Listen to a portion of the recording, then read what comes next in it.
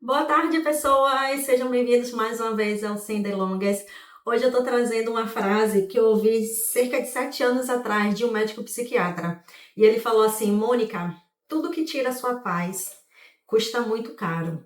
E essa frase me trouxe uma reflexão assim incrível de como eu estava vivendo, principalmente os últimos 5 anos da minha vida. E aí você fala assim, poxa, Mônica, 5 anos, né?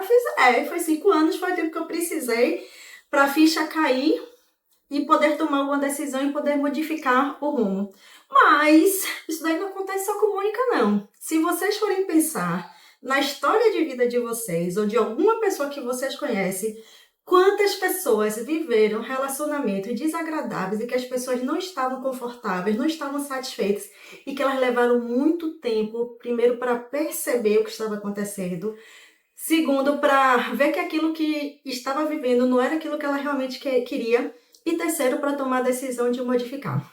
Então, estamos todos no mesmo barco. Mas por que esse tipo de coisa acontece? Não é por que a ficha da gente demora a cair tanto assim? Na nossa história de vida, nós fomos criados para olhar sempre para o mundo exterior, não para o mundo interior. O que é esse mundo exterior?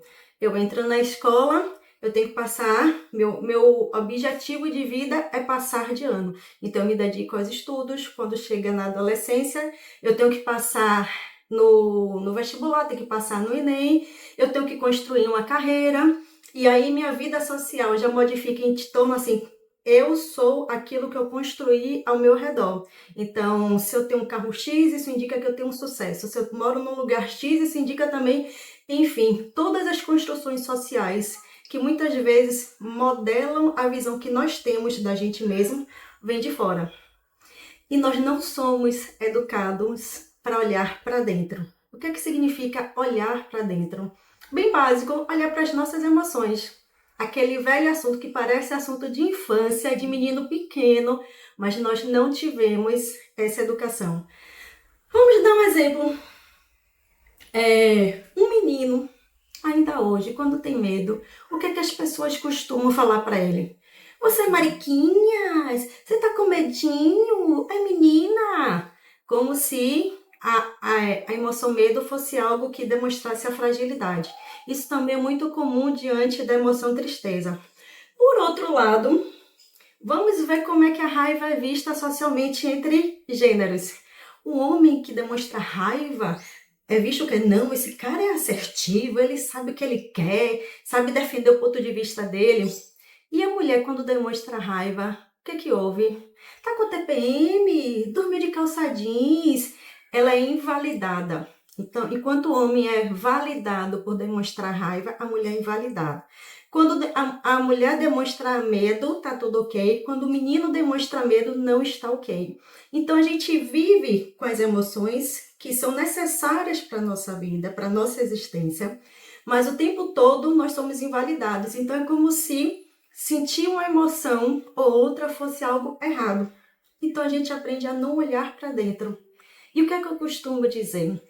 Olhar para dentro é fundamental porque as emoções elas podem ser uma referência até para a gente tomar algumas decisões importantes na nossa vida. As emoções elas são uma base importante para o autoconhecimento.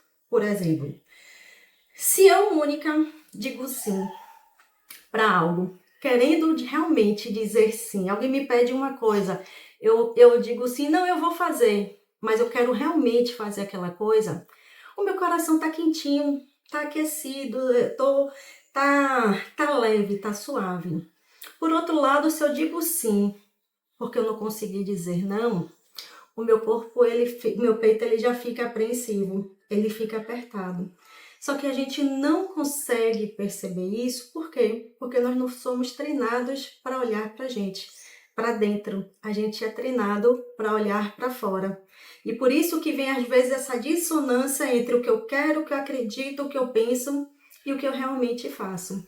Por isso que às vezes a gente vai num caminho que a gente não percebe nem para onde está indo.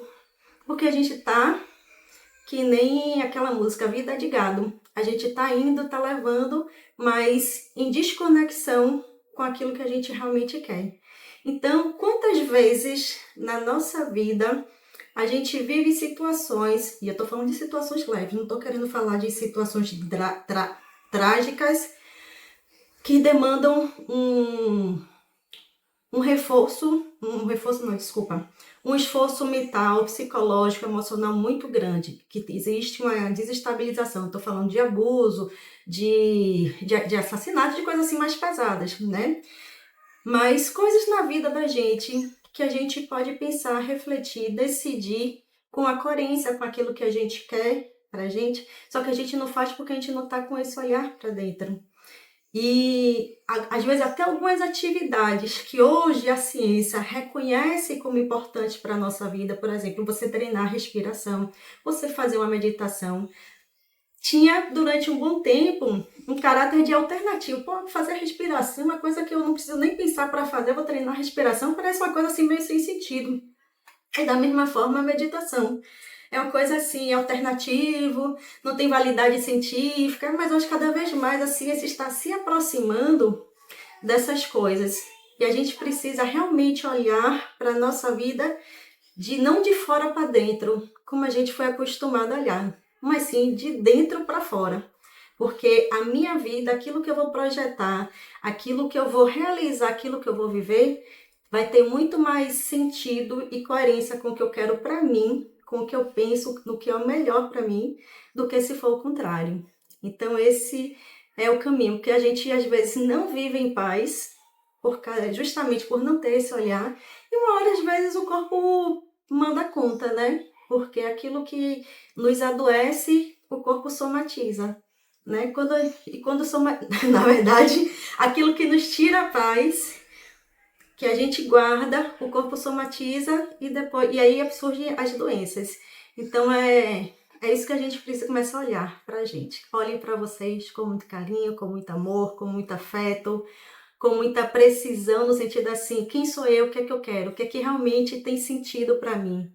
A gente está no início de ano ainda, vamos fazer o nosso planejamento, sim, esse planejamento o quê? Você vai, no seu planejamento de vida, você vai só botar aquilo que você quer realizar de material, mas também de pessoal. Quais são as suas conquistas, quais são os hobbies que você deseja aprender, de que forma você está movimentando a sua vida. Esse é o caminho que a gente precisa fazer para que a paz seja algo que esteja balizando o nosso bem-estar. Então é isso. Semana que vem a gente se vê novamente. Beijos nos seus corações. Até mais.